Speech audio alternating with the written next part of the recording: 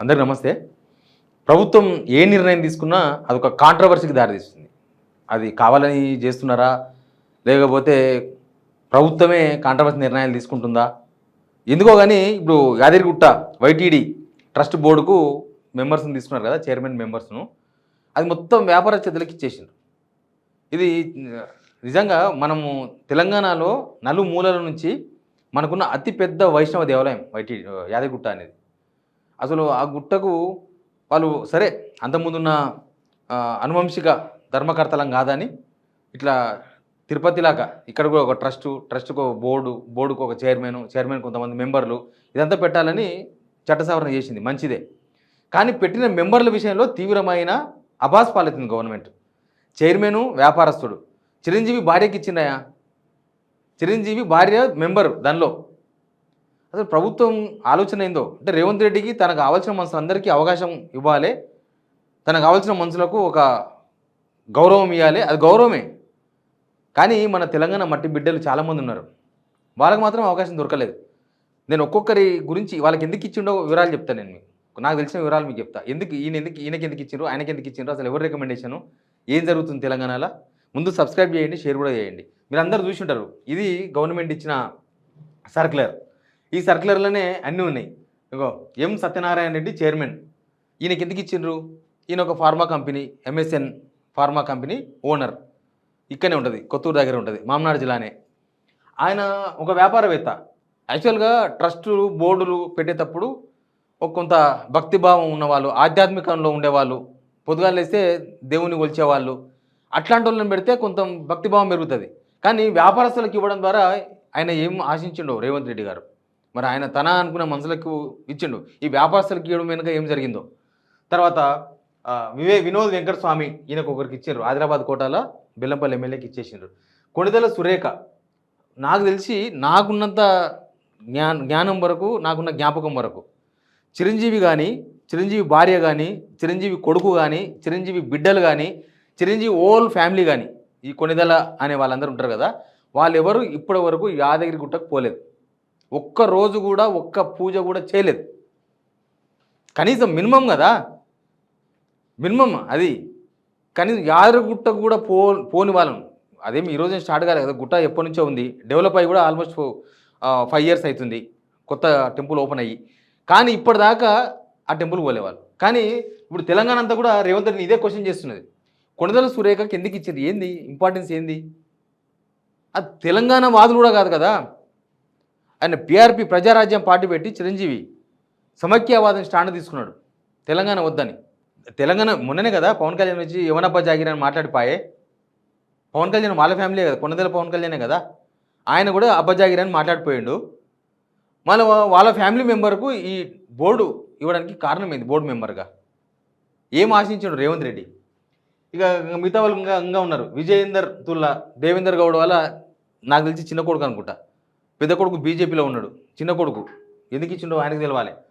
తర్వాత శిల్పగారి విజయరాజ్యం, విజయక్రాంతి పత్రిక ఓనర్ వాళ్ళ భార్య, ఆమె కొంత ఆధ్యాత్మికంలో ఉంటుంది, ఎప్పుడు పూజలు పునస్కారాలు అవన్నీ నడుస్తుంటాయి. ఇక వీళ్ళందరూ సామాన్యులు అని చెప్తున్నారు, అవన్నీ పార్టీ కార్యకర్తలు ఏమో తెలియదు. అట్లా ఈయన మొత్తం దీన్ని చేయడం వల్ల ఏం చేసిందంటే యాదగిరిగుట్టను ఒక వ్యాపార సంస్థగా మార్చిండు. అది క్లియర్గా కనబడుతుంది. అంతకుముందు ఇప్పుడు యాదగిరిగుట్ట ఈ డెవలప్ చేయకముందు 50 నుంచి 60 కోట్లు వచ్చేది సంవత్సరానికి, కానుకల రూపంలో కానీ వివిధ రూపాలలో. అక్కడ దానికి భూమి కూడా ఉంది, దాని కౌలు రూపంలో కానీ రకరకాల రూపాల్లో 50 నుంచి 60 కోట్లు. డెవలప్ అయిన తర్వాత 200 crores వస్తున్నాయి, 200 కోట్ల రూపాయలు యాదగిరిగుట్టకి ఇప్పుడు వచ్చాయి ఆమ్దాని. మరి దాన్ని ఇప్పుడు మనం తిరుపతి చూస్తుంటాం కదా, తిరుపతిలో ఏంది పరిస్థితి? తిరుపతి మొత్తం ఒక దాని మీద ఎన్ని విమర్శలు ఉన్నాయి. ఇప్పుడు ఏంది వీళ్ళని పెట్టడం వల్ల ఏంటంటే, ఇంతకుముందు యాదాద్రికి అనువంశిక ధర్మకర్తలు అంటే ఫస్ట్ నుంచి టెంపుల్ని ఎవరైతే దాన్ని సాదుకుంటూ వస్తున్నారో, ఎవరైతే దాన్ని పూజలు పునస్కారాలు కైకర్యాలు ఇవన్నీ చేసుకుంటూ వస్తున్నారో, ఆచారాలు తప్పకుండా, ఆచారాలు ప్రతి టెంపుల్కు ఒక ప్రత్యేకమైన ప్రాతినిధ్యం ఉంటుంది, దాన్ని తప్పకుండా అంటే ఆచారమే. నేను మళ్ళీ అర్థం కాని భాష మాట్లాడితే మీకు పరిచయం కాకండి. ఆచారాలు ఉంటాయి, ఆచారాలను పాటించాలి. ఆచారాలు పాటించే విధంగా టెంపుల్ కట్టిన తర్వాత కూడా కేసీఆర్ వాళ్ళనే ఉంచారు. ఎందుకంటే మళ్ళీ కొత్త కొత్తలు ఇట్లాంటి వచ్చి ఇప్పుడు వీళ్ళందరూ వచ్చారు, వ్యాపారస్తులు వచ్చిండ్రు, రాజకీయ నాయకులు వచ్చిండ్రు, ఎవరెవరు వచ్చిండ్రు. అసలు అంటున్నారు లోకల్ ఎంపీ ఎమ్మెల్యేలు కూడా తెలియదు వీళ్ళని వేసింది అంటున్నారు. మరి అంత సీక్రెట్గా ఎవరితో చర్చ చేసిన అనేది కూడా ఒక పెద్ద క్వశ్చనే. వీళ్ళని చేయడం వల్ల ఏమవుతుందంటే రేపు రికమెండేషన్స్ మొత్తం నడుస్తాయి. ఇంకా రికమెండేషన్సే అంటే వీఐపీ కల్చర్ పెరిగిపోతుంది. సామాన్యుడు పోలేడు. తిరుపతి ఏంది పరిస్థితి, తిరుపతిలో ఏంది సిచ్యువేషన్? వీఐపీల కోసము సామాన్యులు ఎంత ఇబ్బంది పడతారు. రోజులు నిలబడాలి. ఇప్పుడు గుట్టాలో చాలా క్లీన్గా ఉంది. నువ్వు ఎంత కష్టపడ్డా గంట సేపట్ల సాధారణ దర్శనం చేసుకొని రావచ్చు. ఇంకా కొంత 500 రూపాయలు ఏముంది స్పెషల్ దర్శనం, అది పెట్టుకుంటే ఇంకొక హాఫ్ అన్ అవర్లో పోయి రావచ్చు. కానీ ఇది మొత్తం ఒక వ్యాపార సంస్థగా మారిపోయే అవకాశం ఉంటుంది. ఇప్పుడు ఆ అనువంశిక ధర్మకర్తలు ఎందుకుంటారు ప్రతి టెంపుల్కు? ఇప్పుడు మనకు సమ్మక్క సారక టెంపుల్ ఉంది. సమ్మక్క సారక టెంపుల్లో ఎవరుంటారు? వాళ్ళ వంశీయులే ఉంటారు. ఇంకా నాట్ ఓన్లీ ఇప్పుడు నాగోబా జాతర జరుగుతుంది ఆదిలాబాద్లో. నాగోబా జాతర ఏముంటారు? అనువంశిక ధర్మకర్తలే ఉంటారు. అంటే ఆచారాలు ఎక్కడ తప్పకూడదు. మనం ఆ టెంపుల్కు ఆ దేవునికి, మనం లక్ష్మీ నరసింహస్వామి యాదగిరిగుట్ట అంటే ఆ టెంపుల్కు ఆ దేవునికి ఏదైతే ఇంపార్టెన్స్ ఉందో అక్కడ ఎక్కడ ఆచారాలు తప్పకూడదు. కానీ ఇట్లా వ్యాపారులందరిని తీసుకొచ్చి ట్రస్టీ బోర్డులో పెట్టి తెలంగాణలో కాకుండా చిరంజీవి భార్య లాంటి వాళ్ళని పట్టుకొచ్చి ఇచ్చి ఆయన ఏదో సొంతంగా ఆయన పనులు చేయించుకోనికేనో, లేకపోతే ఆయన రాజకీయ పబ్బం గడుపుకోనికేనో, లేకపోతే ఆయన ఎవరికో దాన ధర్మం చేయాలనో, ఇందాక చెప్పలేదా రఘునందన్ రావు వాళ్ళ ఫాదర్ వాళ్ళ ఇంట్లో కిరాయి ఉన్నాడని చెప్పేసి ఆయనకు మెంబర్ ఇచ్చేసిండు, కిరాయి తీసుకోలేదని చెప్పి. ఇట్లాంటివన్నీ ఇవ్వడం ద్వారా ఏం చెప్పదలుచుకున్నాడు? తెలంగాణ సమాజానికి ఆయన ఖచ్చితంగా సమాధానం చెప్పాలి కదా. ఆయన సమాధానం చెప్పకపోతే ఇదంతా ఎందుకోసం ఇచ్చినది ఒక పెద్ద క్వశ్చన్ అట్లే ఉంటుంది. దీనికి సమాధానం చెప్పాల్సింది ఆయననే చెప్పాలి. కమిటీ అవసరమే, ప్రభుత్వం ట్రస్ట్గా చేసింది కాబట్టి అంతకుముందు ఉన్న దాన్ని. ఇప్పుడు అనువంశిక ధర్మకర్తలో ఒక ఫ్యామిలీ మెంబర్ దీనిలో ఒక మెంబర్ అయ్యాడు అంతే. ఆయన నడవనియ్యరు, ఆయన పడనియ్యరు. ఇంకా పెద్ద పెద్దోళ్ళు వీళ్ళందరూ పెద్ద పెద్ద ఇండస్ట్రియలిస్టులు, పెద్ద పెద్ద వ్యాపారస్తులు. ఇక్కడ ఒక లేడీ పేరు ఉంటుంది, ఆమె పేరు వచ్చి స్వాతి కంటమణి. ఎవరు అంటే ఆమె ఒక ఫార్మా కంపెనీకి సంబంధించిన ఆమె. పార్టీలతో సంబంధాలు కూడా ఉన్నాయి. ఇక మరి ఎవరు రికమెండేషన్ చేసినారు, ఎట్లా రికమెండేషన్ చేసినారు అంటే దానికి ఎవరు సమాధానం చెప్పాలి? రేవంత్ రెడ్డి దాన్ని మొత్తం ఆయనకు అవసరం వల్లకి ఇచ్చుకున్నాడు. ఏమవుతుంది? ఇట్లా సేవ చేసే వాళ్ళకు, దేవుని సేవ చేసే వాళ్ళకు, ఆధ్యాత్మికంగా ఉండే వాళ్ళకి చేస్తే వాళ్ళు ఇంకా దాన్ని కొంచెం డెవలప్ చేసే అవకాశం ఉంటుంది. నాకు ఎవరు ఒకతను చెప్తున్నాడు, డబ్బుల కోసం పెట్టినారు ఈ కమిటీని. అంటే వాళ్ళ ఇండస్ట్రియలిస్టులు కాబట్టి వాళ్ళంతా దాన ధర్మాలు చేయాలి. అంటే ఓన్లీ ఆ ట్రస్ట్ ఉన్న వాళ్ళు దాన ధర్మాలు చేసి సరిపోద్దా? లేకపోతే ఒక 200 మందిని ఇండస్ట్రియలిస్టులు మొత్తం కలిపి ఒక కమిటీ చేసి మొత్తం ఇదే ధర్మం ఉండాలని చెప్పేది అందరు ఇస్తారు కదా డబ్బుల కోసం. అయితే ఈ 4, 5 మందో 6 మందో 7 మందితోనైతే యాదగిరిగుట్టకు డబ్బులు రావు కదా. 100 మంది 1000 మంది ఉన్నారు ఇండస్ట్రియలిస్టులు. మరి వాళ్ళందరూ కూడా చేరిస్తే అయిపోయేది. వాళ్ళందరూ లేకుండా కేవలం వీళ్ళని మాత్రం ఎందుకు ఏర్చిండ్రు? ప్రతి దగ్గర ఎందుకు అబాస్ పాలితుంది గవర్నమెంట్ అంటే ఇట్లాంటివి అన్ని మిస్టేక్స్ సామాన్యులకు ఇవ్వాలి. ఏం చేస్తారు వీళ్ళు? డెవలప్మెంట్ గురించి చర్చిస్తారంట.